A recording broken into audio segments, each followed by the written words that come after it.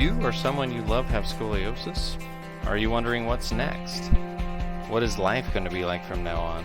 Or is this even a big deal? Hi, my name's Dave Butler, and welcome to the Scoliosis Experience. We are here to talk with real people, both patients, parents, and providers, to bring hope and clarity to the road ahead. Thanks for joining us, and let's get started. In today's episode, I talked to Rachel and Terry Mulvaney, who have some amazing experiences with scoliosis. They give great advice, and this episode is fantastic for anyone, no matter where they are in the journey with scoliosis. Terry has authored a book called Straight Talk with the Curvy Girls, and it's a great resource, a lot of good information for anyone with scoliosis, whether that's as a child, an adult, or a parent of someone with scoliosis. You can find Straight Talk with the Curvy Girls, the book, at straighttalkscoliosis.com, so you can find out more information there.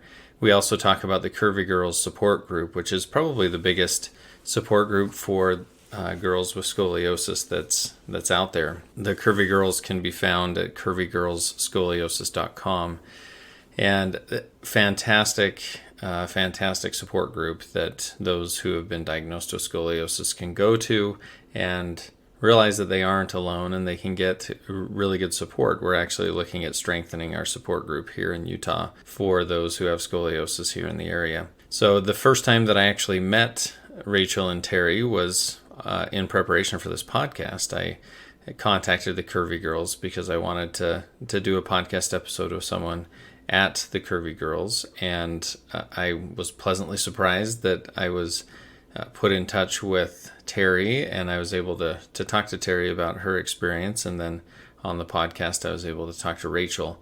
Such a cool journey. Rachel has an amazing journey with scoliosis, and she is a great example of persevering and working hard through her diagnosis. And Terry has an awesome experience as a parent of someone with scoliosis. She did a lot of research, a lot of work in learning about scoliosis and treatments involved, and they were really one of the first families to do scoliosis treatment using the Schroth Method in the U.S. So they have a fantastic perspective of how scoliosis treatment has changed and how it is now. And I think we can learn a ton from this podcast episode. So here's Rachel and Terry. Hello and welcome to the podcast. I'm sitting here with Terry and Rachel Mulvaney, and they have been gracious enough to, in a late hour of the day, meet with me and talk about their experience with scoliosis. I think they have a great perspective on how scoliosis treatment and support has changed over the past little while, and we'll get into that. I don't really know you that well, but I got to know of you through contacting the Curvy Girls. And we'll talk more about the Curvy Girls as well. So if you want to take a second and just introduce yourselves. Sure. Go ahead. Okay. My name is Terry Mulvaney. I am the parent advocate for the Curvy Girls Foundation. And my name is Rachel Mulvaney. I am her daughter. I am the founding member and vice president of Curvy Girls Scoliosis Foundation. Fantastic. I love that. And I have known of Curvy Girls ever since I started getting into scoliosis specific exercise. And I think it's a fantastic group. So we'll talk quite a bit more about that as we get into this. But maybe first, tell us how you got introduced to scoliosis. So I was diagnosed at 9 from my school nurse. I was not expecting when I had walked in. I just saw my classmates, they were just getting lollipops bent over, and then they left with a smile. And then when I was next in line for my Adams bending test, the nurse lifted my shirt and she gasped because she saw the curvature, and I didn't understand at the time what that meant, but I left with a lollipop, still confused. And I handed the letter to my mother, and we then were sent for x-rays. And then I think there was something that shifted with our insurance where we just lost touch with our orthopedic surgeon. And then by 11, my curves just progressed from, I think at the time it was 17 or 16 degrees. Yeah. And then it was 35. So I was then prescribed a brace. I wore a Boston back brace for 16 hours a day for about 3 years. And I met Leah Stoltz, who's the founder of Curvy Girls, in 2006 as well in physical therapy. And that's really a quick little synopsis of my scoliosis background. It's interesting. You said that the nurse gasped when she saw that. Yes. That made you a little concerned. Yeah, I can follow up with that, Dave. I actually got a phone call from the nurse after she gave her the note, and she wanted to strongly emphasize she needed to get to a doctor immediately. And scoliosis was the very first time I actually heard of that condition. I kind of knew a little bit about it, but not to the panic that I actually heard in her voice. So I immediately reached out to my pediatricians, and they kind of like dismissed the nurse's reaction because they said, oh, this happens all the time. So we ended up, getting the next appointment, not like as a rush appointment. We ended up just going at like the following week. And they just said, well, yeah, she should see an orthopedic surgeon. And I was like, how did this go from not a big deal until like, yeah, she should see a surgeon. But she had about I believe a 16-degree curve, they said. And then, we went to the surgeon's office, and then it was like, we don't do anything at this point. We wait. So right. I was happy. I like that word. As a parent, we like that word in the beginning. But as the time went by, I definitely realized, that we could have done other things if we had the knowledge that we have today at a 16-degree curve. To most orthopedic docs and primary care docs, 16, 17 degrees is something that they don't really do anything with. No, even for the most part today, that is still the right. protocol. Right. And we're trying to change that a little bit, but it's a tough thing to change. Tell us about what treatment you received, Rachel. You mentioned being in a Boston brace for 3 years. Mm-hmm. Anything else that you did? Well, I was in severe back pain. I should note that was what prompted us to even see another doctor when I was 11. Yes. I was I couldn't walk long distances, standing, sitting. I asked her also to just one day, can you just rub my back? So that was when we took that initial step to go back to the doctors, but we did try some generic physical therapy. I believe at one point I tried chiropractic care. I tortured her. I took her everywhere. Yeah. She went to acupuncture. She went to chiropractors. She went to physical therapists. She's seen the whole gamut, everything to get this, her pain subside or just to stop the curve from progressing. Because that's when I realized, it's like Rachel mentioned, is when she asked me to rub her back. And so when I pulled up her shirt and I could literally see when she bent over the differences of her spine. One was elevated, one was collapsed. And I realized, that word scoliosis, we better get back to the doctors. And, we ended up going back, but at that point it was at 35. And back in 2006, 40 degrees is when they did this surgery. So she told me, Mom, prepare yourself. She's heading for surgery because she had a 0 risser. And we know what that meant is that she had years left of growth remaining. And I had no choice. I did cry, trying to hold back the tears. She didn't understand what it meant. She's asking the doctor, all these questions. What does that mean? What do I need what is a brace? And tell them what the explanation of what she told you. She said, think of a turtle. You will be embracing the spirit of a turtle where you have a hard shell on, and that is going to be your protective case around your back. So it's there in guiding you to be healthy and to keep this corrected and keep things, status quo. Right. So your spine can go straight. Yep. So I was told to be a turtle, and that's what I embraced. I was a turtle. That's an interesting description. And yes. Yeah. How did that make you feel? Did you feel like a turtle when you were in the brace? I did not like the brace. I loved dancing. And that was something that was very difficult for me too. At one point I had to stop because it was I was in too much back pain.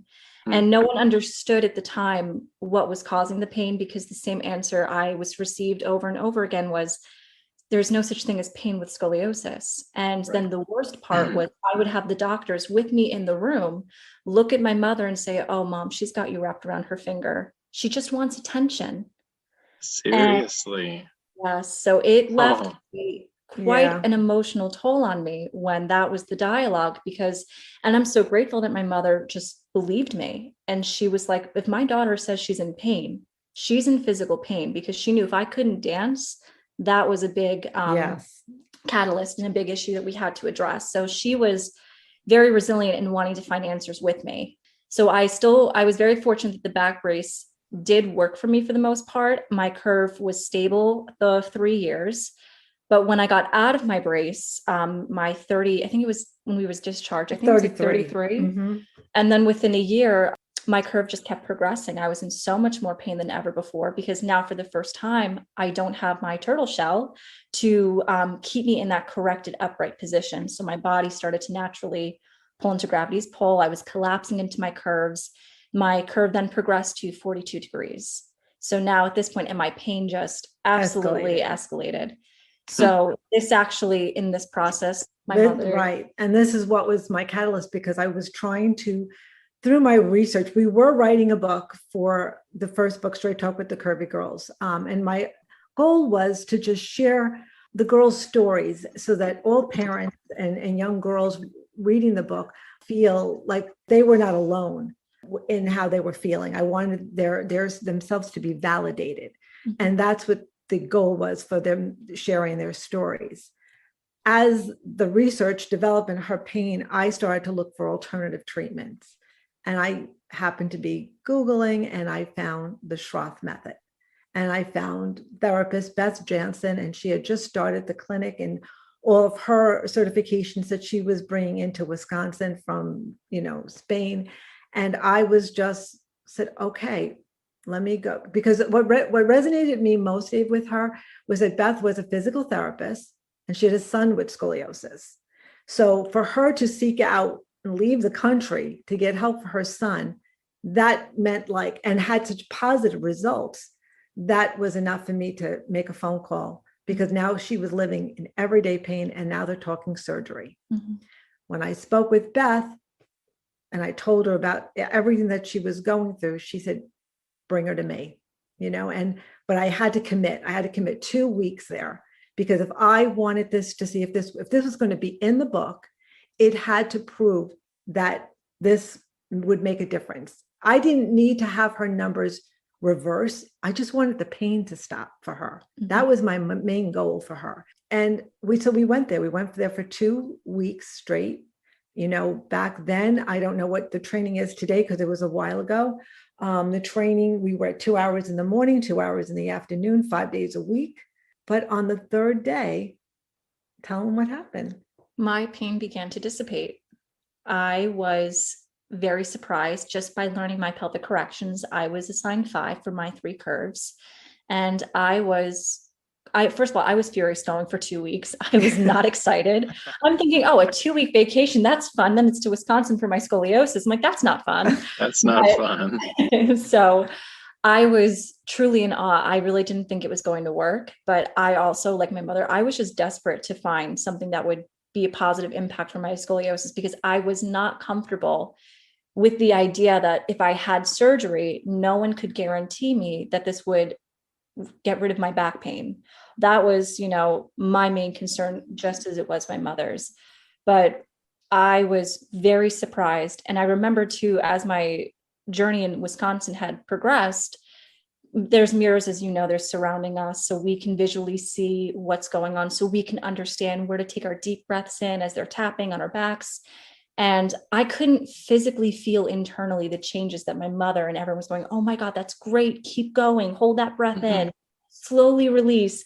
I couldn't feel it. And I was getting very frustrated, I think, by the second week early in. And I remember Beth just gently put her hands down my spinal column. And that was the first time I felt someone not touch my back in a zigzag motion. And that, to me, I had tears in my eyes. I was so shocked and surprised that was the first time, because scoliosis takes more on a patient than it does just physically. It's an emotional roller coaster at times, because back then the standards for beauty and what it means to feel beautiful, it's just horrible, really poorly constructed idea of what it should be. It was perfect figure. And here I am having, my ribs sticking out one way, my upper torso swung over to the right, my hips were towards the left. So for me, I felt very insecure, but to feel like something was not only helping me out of pain, it was helping this condition. And that really just made the world of difference. I didn't care what the numbers were anymore. I didn't care really my image. It was just the fact that, wow, this is actually going to work. And much to my surprise, 8 months of me consistently doing my exercises 5 days a week, my 42-degree curve had gone down to 30 degrees. Oh, that's and awesome. Then 2 years later, my curve went again down to 22 degrees. So I had about a 50% reduction just with Schroth, post-bracing, skeletally matured. And that truly, I'm so grateful. I shared all of this information with my Curvy Girl members. Because we were actually the first, just to remind you, we were the first family to find this type of conservative exercises. And I was very honest with Beth. I told her, I said, if this doesn't work, it will not be in the book. Because I had also interviewed many other people that I'm not going to mention that didn't make the book because I found it not to be viable. And so I felt that we had a responsibility because we are parents. That's foremost. Robin and I, Robin Stoltz, the founder's daughter, who we wrote these books, and our main purpose was to help parents like us not get pulled in by all the garbage you get sold on the media, these quick fixes that just don't exist, but we fall prey to because we're vulnerable and we want to help our children, especially if they're in pain. So this type of exercises was huge for me. And I couldn't wait to share it with the world. And what better way was to put it in our book. That's awesome. And yeah, no pressure on Beth there with, if this doesn't work, you're not making it in the book. She was a great sport. Oh, she's awesome. I love Beth. She's amazing. That is such a cool story. And to have your curve reduce that far, that took a lot of work. That took a lot of training. And how was that? Like, how did you stay motivated to do that? It kept me out of pain. That was my only incentive. And and then the more I did it, the more I felt very connected with my body. I felt the changes. I was starting to visually see it. I got to see, because we also bought the mirrors. We have the wallboard, as you can see right behind us. Right. This is my Schroth room. So for me, as I had the mirror surrounding, I started to see my spine straighten. I was so empowered because for the first time, I felt like I was taking control back of my own body. And that was something that I didn't realize a part of me had lost when I was diagnosed. I was told you have to wear a brace. You have to, be in this for 16 hours a day. I went to how many appointments, a week? Gosh, so many. So the fact that this was something I was doing for myself at 16, it was so empowering. And that's something that I wouldn't have replaced any other experience with. It really was instrumental with my growth. Personally, my medical diagnosis of scoliosis, it led me to work in the medical field. So it came full circle for me. That's awesome. And I think with your background as a dancer, to feel out of control with your body, like that you didn't have control of that must have been very, very challenging, very difficult.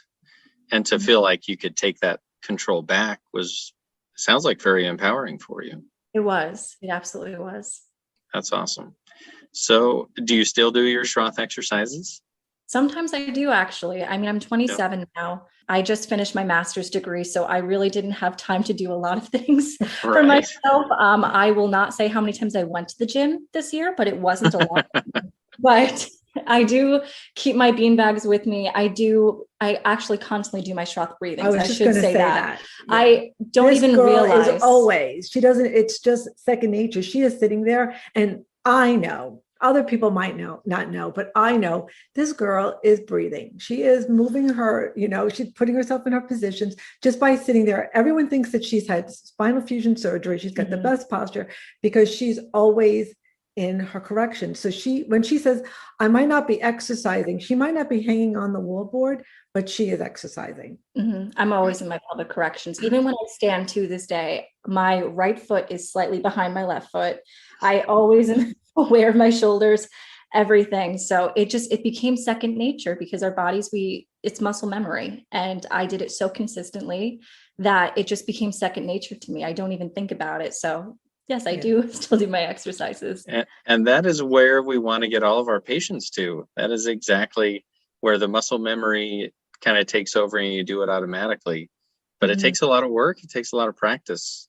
And we do try to tell parents, because Rachel and I have hosted new families coming into this room, and they have watched her do it, her exercises. She gives explanations on what she's doing at all time. But we always remind them, if they wanted to learn to play an instrument, if they wanted to be a great pianist, they are not going to just do that in a second. They're going to have to learn the chords. They have to know keys. It's a lot, even if you were to do a sport, if you want to be the best baseball player, you have to, take a lot of strikes in order to hit that ball correctly, eventually. It's the same philosophy. So we always want to remind these kids that not to give up. And if they sort of lose their way, it doesn't mean they're going to stay 11 and 12 forever. At 15, they might say, you know what? I'm going to go back on that wall, but I remember these exercises, and they're going to come back to it. It's hard. It is a very hard thing, but our goal is to just educate and give these families the information that they never had. And that is our whole mission. We are so tired, when we talked about, when we think about why we wrote these books, is that for so long, our parents, they blame themselves when they come to our meetings, when they hear all this information. It's like, why didn't I do more research? Why wasn't I told this? Why did I let her curves get out of control? And they inherit this blame game that we're just trying to stop, because we're human. We make mistakes with our kids, and but the book that we're writing, and that it's been published, is to help these families make the best choices for these kids, because at the end of the day, this is a lifelong condition, and these are tools they're going to need for the rest of their life. Well, and really, the medical system and the internet, the deck is kind of stacked against them, where it's not easy to find that information. You guys had to search a lot for that information. You had to do a lot of trial and error, and it's not easy to find that information. And I see parents blame themselves as well. Like, how did I not know about this? Or how did I not know not to waste time on this? But it's tough, because where do you go to find that? So I love that you guys have a resource that parents and kids with scoliosis can go to kind of tease through all that stuff, because there's a lot of stuff out there. Oh, yeah. Was it frustrating as you were searching? Well, it sounds like it was frustrating when you were searching for different treatment techniques just for the pain, to go through general PT, massage, chiropractic. And did you feel like no one really understood what was going on and how to affect it? I mean, tell us about that a little bit. Oh, absolutely. They did not understand it, because most of the medical professionals, even the physical therapists, they were very honest. They said, you know what? Our education for scoliosis was maybe a page in our books. Exactly. We didn't get a lot of information. So they were very honest. And whatever, I always felt bad for her, because she sometimes left in more pain. And so I literally had to plead with her to trust me one last time. That was our deal. If this trip to Wisconsin didn't work, I would leave it alone, and we would look at surgery for the first time, seriously. And, I was very blessed to find an orthopedic surgeon who did not feel that she had to have surgery right away. He didn't like the fact that her curve had jumped, but he says, we have time. He knew about the book. He was in our first book. And what I loved about John Labiak was the fact that he was a conservative doctor. He goes, what I can fix, if her curve went to 50 degrees, it would be the same if it was, I can correct for a 40-degree curve. I don't have to do it now, Terry. Take her to Wisconsin, see what happens. I'm excited to see what comes out of this. And he was just so happy that he basically thanked us. Yeah, he did. For showing him that she was skeletally mature, having these numbers reversed, something that we were told never was possible. Mm-hmm. So again, our goal was never to change the number. It was to get her out of pain. Anything else was really a bonus for us. Very unexpected.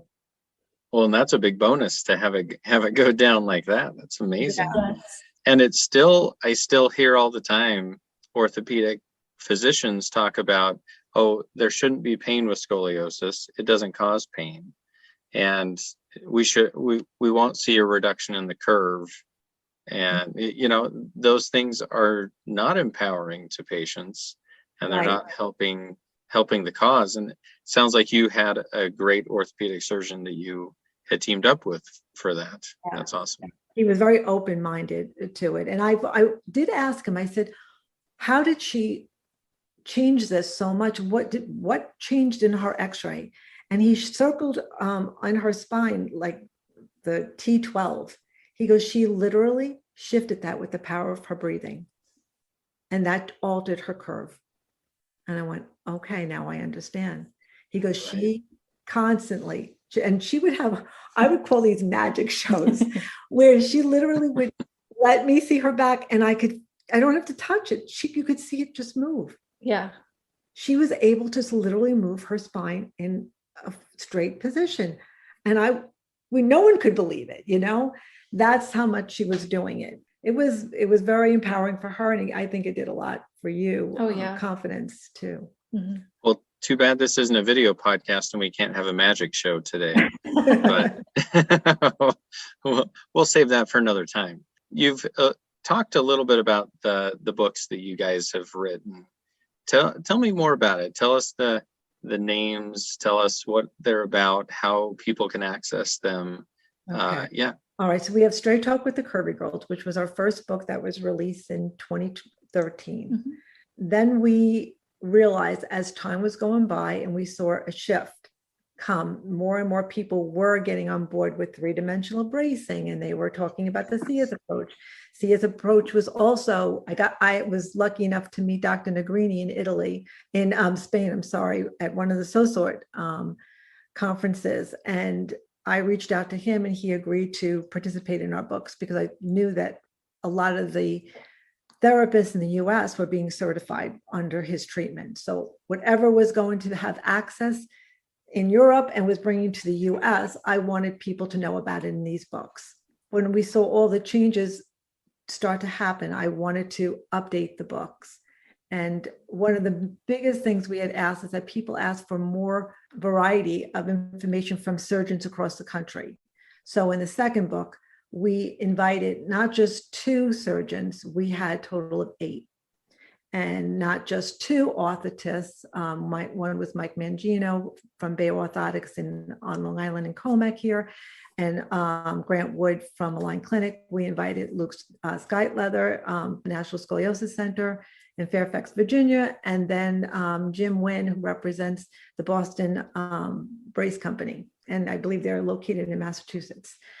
So we really brought in the whole book to get a different spectrum from all these professionals, because the biggest thing we would hear is like, why does everyone have a different opinion on how many hours they have to be in the brace? Or why doesn't everyone behind the exercises? So these are questions that we actually put out to these professionals, and we were able to get answers from, and we're very happy to see the difference of opinion, because I think that's what people need. They need to see all these, why everybody has a different answer, and they have their own reasonings for why they believe they should have surgery at this point versus this number. And then our last project was our coloring book and activity book that we did, and it was really for the younger child, because I know this won't be seen, but so many young children come in at 7 years old, 8 years old, some are 6, and they don't know what scoliosis is. They just totally have to be wearing this brace. So we wanted to create a coloring activity book where they were going to be educated with a parent, if they needed, and explains to them their backs, where they're, everything that's on a spine, We identify it by having them color in their cervical spine, their thoracic spine, their lumbar spine. It's just a fun way to teach kids on scoliosis and how to get involved with curvy girls. How a doctor and an orthotist would just say, have you ever heard of curvy girls? Or a doctor gives out a flyer. These are all things that, happen all the time, how people learn about curvy girls. And we just take them on the journey through fun activities just to reinforce, the information they can start learning about. Because when they're that young, they're going to have this for the rest of their life, this information. And I want them to get comfortable with it. I don't want these kids to be scared of it. And so many times these kids are scared of a brace, they're scared of this. But now we want to show them the braces can be decorated, and we have stickers in there. They can, and a reward chart, and how to keep themselves acclimated on how many hours they're in the brace. So we try to get them more involved in their treatment, so that they are proud of their progress and they're part of it, instead of just being, do this and do that kind of routine that we make these poor children go through. Yeah, and I think a lot of that fear that they have is because of a lack of information, a lack of understanding of what can be done, and a lack of understanding of what it is. I think it would be good for some of my adult scoliosis patients to have your coloring book, so that they, could understand. Some of them actually are ordering them. Yeah, I think that's great, because understanding what is going on, like we already talked about, it's very empowering to know what's going on, and then know that there's something you can do about it. That you're not just at the mercy of this curve that may or may not progress. So I think those are both great resources for the people listening to this podcast. They can use to learn. You mentioned that you had interviewed a lot of professionals for that, orthopedic docs, orthotists. And how many did you interview that were not supportive of conservative treatment? Did you interview any like that? Yes. Yeah. Tell me about that. Well, the response I would get would be, I tell them about it, but some parents find it's too much for their child. So they're already answering for a patient that I don't even know if the question was ever posed. It's very confusing. It should be part of the treatment for scoliosis. That is our goal. Curvy Girls have been working since we put out our first book, that when somebody gets diagnosed with scoliosis, we want them to get a script for a 3-dimensional brace. We want them to be told to go for scoliosis specific exercises. And we want them to go to the nearest Curvy Girl chapter. They have all those 3 supportive components. Did I say that twice? Okay, good.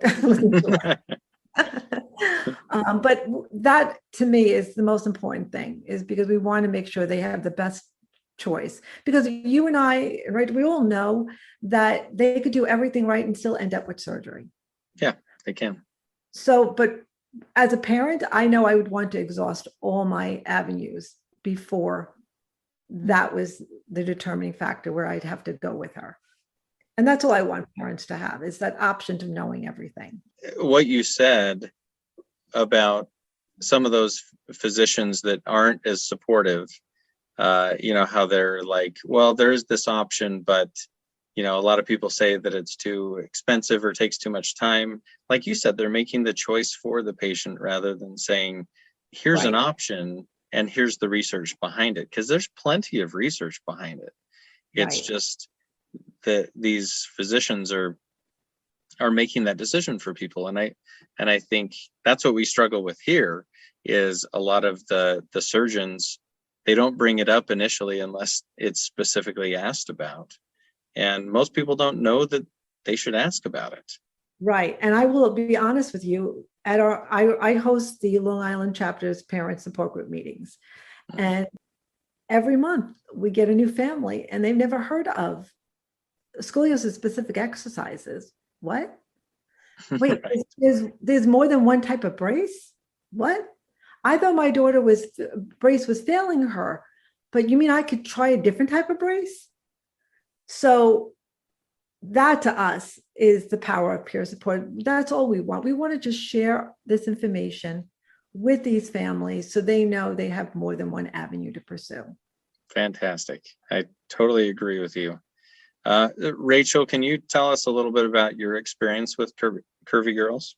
So as I mentioned earlier, I met Leah in physical therapy in 2006. I was 11. And I initially was pretty shy back then. And then when she said, hey, listen, I'm thinking of starting a support group. Do you want to join? I didn't even really grasp what she was saying. I just saw she had a back brace, and I never saw another person with a back brace before that I had. So I was very excited to start. And it was immediately this collaborative effort in trying to understand how to navigate our journeys with scoliosis. It was just 4 of us sitting in a backyard, and we were talking about how to dress with the brace. We were so frustrated with having holes in our shirts and ruining our older siblings' shirts, and trying to figure out, how do we just fit in? How do we just pick up a pencil and not make it look like an entire show of embarrassment in school? And that was just having that commonality, and that even though a lot of them at the time had surgery and I was still bracing, we all had this commonality of scoliosis. And that was such a comfort to have. I mean, these were girls where we were accepting, and we still are. And we embrace each other. We support one another. And my favorite part of all with Curvy Girls is I've gotten older, because I did take over the chapter when Leah went off to college. I ran the Long Island chapter. And just seeing that, sometimes as being a leader, I would step back and let the other members encourage a new girl to talk about their back brace, how to tell their friends about their back brace, do a school presentation. Maybe you don't want to hide your brace. Why don't you wear it over your clothes? That's a beautiful brace design. The dialogue that you hear from the girls who were once crying hysterically of their diagnosis to then empowering and trying to have a girl say, listen, you fell 7 times, stand up 8. And that is something that truly has just been such a beautiful experience to grow up with. And as Curvy Girls expanded, we now have over 100 chapters in 22 countries. It's just something that I'm very proud to be a part of. And seeing that this is something that goes beyond just wanting to address scoliosis. We talk about preventative care. We talk about emotional support, mental health. These are things that it's truly an incredible experience to be a part of. And I couldn't be truly more grateful that my diagnosis happened for me, not to me. And you were able to start with Curvy Girls at kind of the inception of Curvy Girls, which is awesome. If someone's looking to join a Curvy Girls chapter or something like that, how would they go about doing that? So if they wanted to see if there was a nearby chapter, they would just go online to www.curvygirlsscoliosis.com. And there's 2 S's between girls and scoliosis. And then on the homepage, it'll say groups, and it can show and break it down by USA versus international leaders. And if there is not one chapter near them, you can always start one. You just email info@curvygirlsscoliosis.com, and we will put you in touch with the right person we'll just ask you some questions just to see why you want to run the support group. Are you able, are you able to, but are you comfortable in doing this? Is this a responsibility you want to participate in? And it's just such an exciting thing to see, truly. What does a chapter meeting look like? Like, what type of support can someone expect when they join a chapter or they go to visit a chapter meeting or something like that? Tell us what that's like. So the first thing is the girls and the parents meet separately. The parents have their own support group. The girls are in another room. So we have more free comfortability to say my mom just doesn't understand, or my father just doesn't let me take the brace off, or something like that, where the girls can be more, freely spoken. But we always just do this warm welcome where we introduce ourselves. We say a little fun fact about ourselves, where we are with our scoliosis journeys. We talk about a variety of conversations, whether it's I'm nervous of, how to wear it to school. I'm nervous what my peers are going to think, or I have this question I want to ask my doctor, but I feel like they talk to my parents more than me. Should I even bother speaking up? So we would even try to create different scenarios of how to boost your confidence in talking to that orthopedic surgeon, or telling your orthotist, listen, this right here, this brace is too tight and it's poking in and it's making my skin red and uncomfortable. Speaking up and advocating for yourself is another big part of our conversations that we have during these monthly meetings. When I was running the chapter also, I would take the girls shopping on how to dress with their brace. If a girl had surgery, we would all take turns visiting that girl in the hospital. It's really it's a community. It's a community. It's a wonderful community. There are no cliques. No. There are no, it's just one commonality, and that is to help one another. Mm-hmm. And that's what I cannot emphasize, what I think is the best part of, being part of Curvy Girls. Mm-hmm. And this is nothing that we don't get paid for this. No one gets paid for this. This is truly just out of the goodness of our hearts, where we just want to help others. When Leah started Curvy Girls, she wanted to connect with more people. And then as it grew, we just really, me, Leah, my mom, and Robin, we just wanted to give back to what we didn't have at the time when we needed it. And now to see that it's just this continuation of kindness that keeps. It's a domino effect. Yes. I would call it a domino effect of just constantly what we've done for someone else is doing for that next person. I've seen in the parent support groups, one of the blessings that we have, because not every support group throughout the world is able to have a parent support group and the kids' room. Sometimes a parent there cannot do it. So for the most part, there are, but it doesn't always exist in every chapter. But in our situation on Long Island, this is the time when the parent will actually be vulnerable. They've been holding it in, and, we always have that box of tissue because they know it's not cancer, right? But they're just feeling so scared that they don't have, this is something they don't understand, that they can't fix. Mm-hmm. And when, as a parent, we all know, whether it's scoliosis or any health condition, we want to fix our kids. We want to make them all better. And this is something we're not able to do. You don't want them to have to go through life dealing with something like this. And I think the support for the parents, not that it's more important than the support for the kids, but it's very powerful for parents to talk to each other about this stuff. I've seen that in my practice as well. So Rachel, you had mentioned before that when you met Leah, you were just excited that you knew someone else that was braced. Before that, and maybe even a little after that, did you feel like you were the only one dealing with this? Beforehand, absolutely. Yeah. I did not know anybody in my school. The timing of me getting my back brace couldn't have been worse. We had just moved to a new school district and a new house. So I knew no one in my classes. So I especially felt very isolated. I was even told I was depressed by my primary care, my pediatrician, I should say. And because I just was very withdrawn, I was in a lot of pain and no one knew how to give me answers to it. So it was very difficult. But after Curvy Girls, I felt more at ease with my scoliosis. I mean, I still had my ups and downs, but knowing every month, the first Sunday of every month, I got to go to that meeting and see the girls that became really like my closest friends. That was something that I looked forward to, and watching over the years as Curvy Girls expanded, the chapters going internationally. It was just, I'm very grateful to see how this had turned out. Well, and it's interesting because most girls a lot of girls with scoliosis never get to the point where they really have someone that they feel like understands what they go through. Mm-hmm. And little do they know, that it's 3% of the population ish, and guaranteed there are other kids in their school that have scoliosis. They just don't know that. And connecting them with kids that are dealing with the same types of things, I think that is so powerful. That's so great. What about curvy boys? What do you do with curvy boys?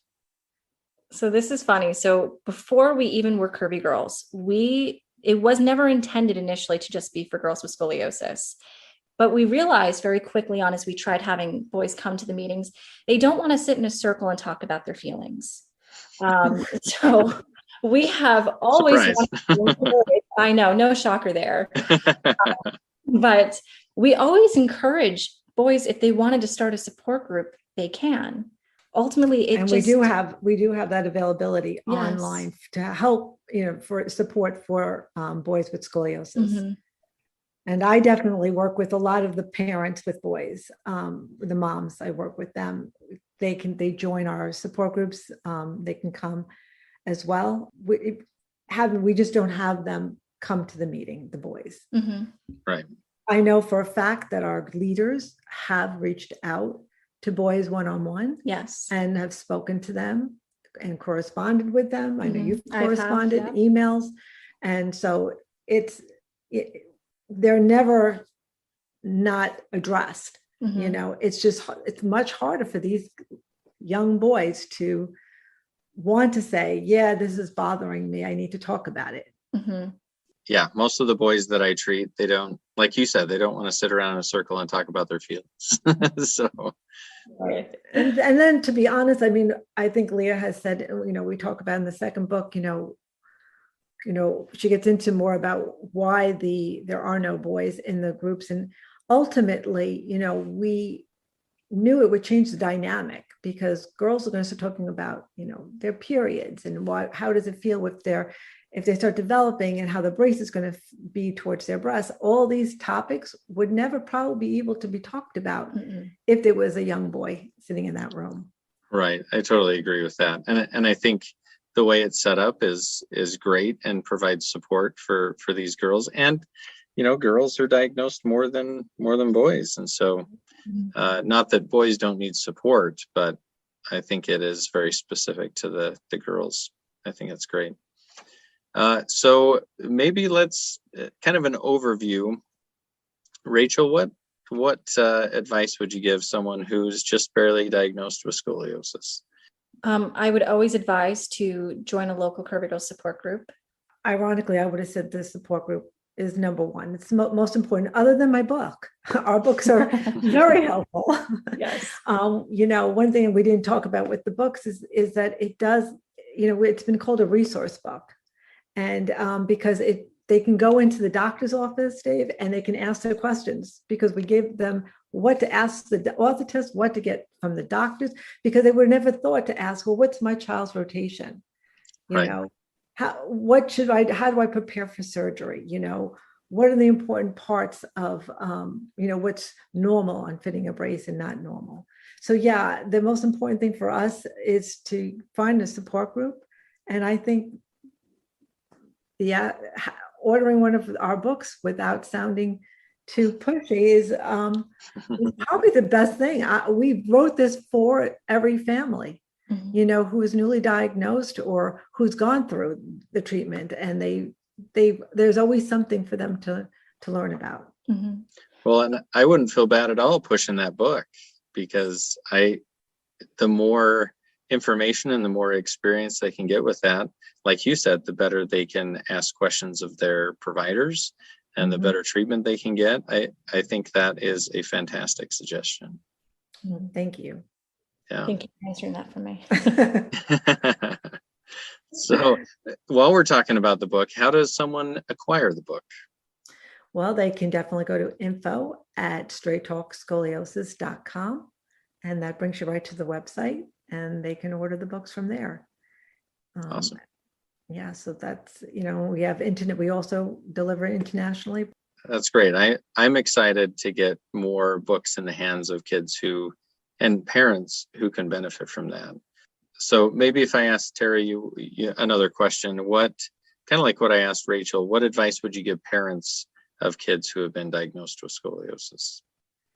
Not to be afraid to change doctors, to change race, to, even if you're with a physical therapist that you find that you're not getting, it's not working, change.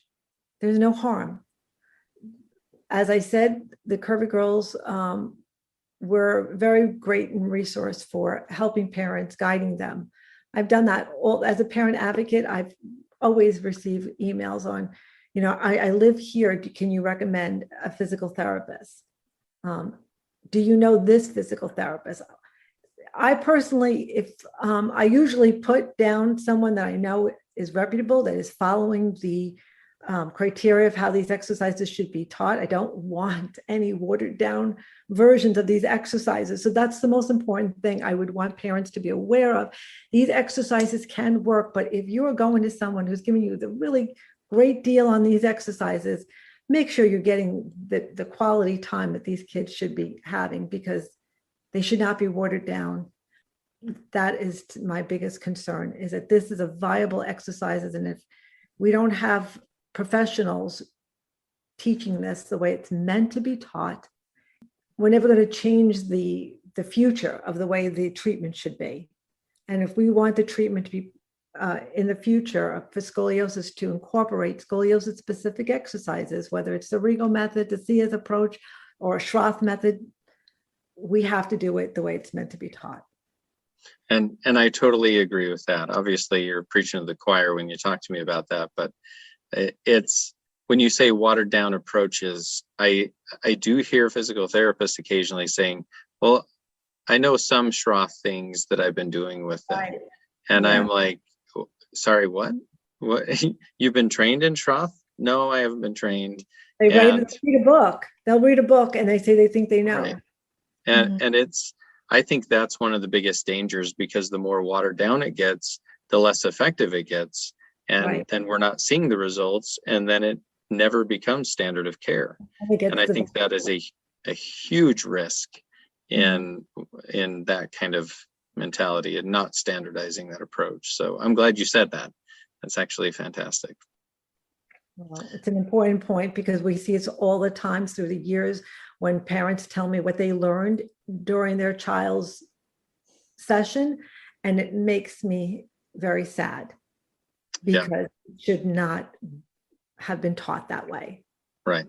And the cool thing is we have a lot of providers of Schroth Method or Rigo Method or Cia's approach around the country now.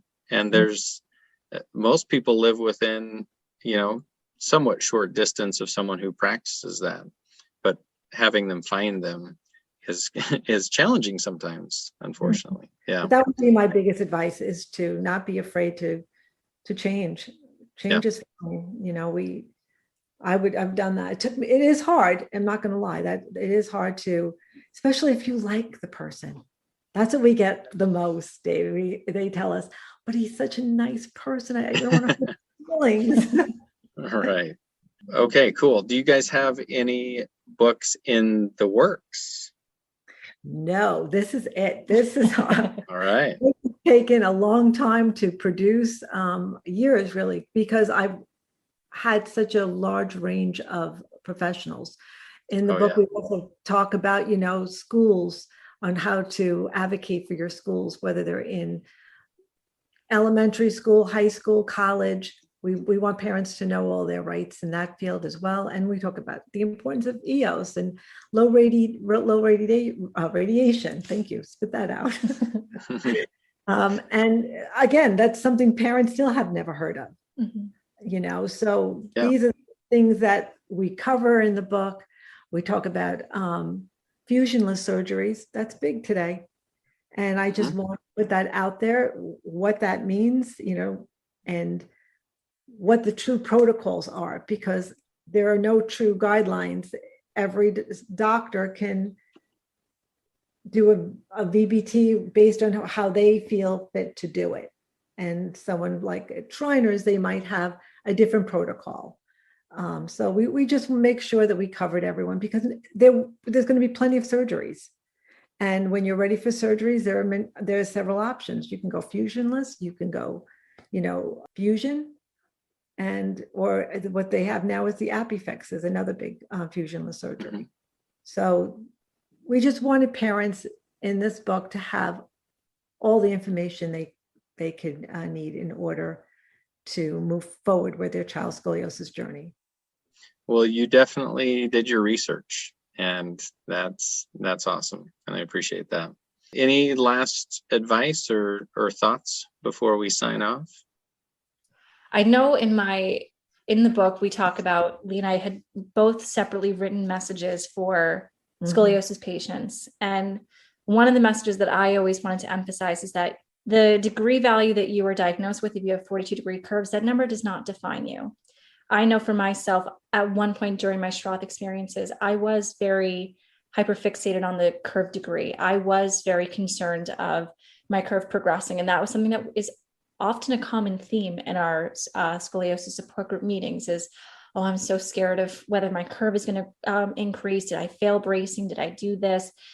Do not blame yourself for anything that happens with your scoliosis journey. Just know that you are coming to a room with a group of people that are here to support you, no matter what the outcome is, and to not be so hard on yourself, because I think that's something that a lot of patients take on internally, is they just really hyperfixate on the value of that curve degree, how that means and defines success or failure. And that shouldn't be something that's, brought on by ourselves.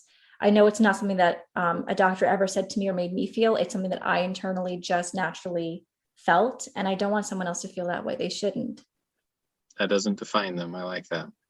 Well, I really appreciate you talking with me today. I think this has been great. And hopefully it will steer some kids and maybe some adults to look more into the resources that you guys have. So I appreciate that.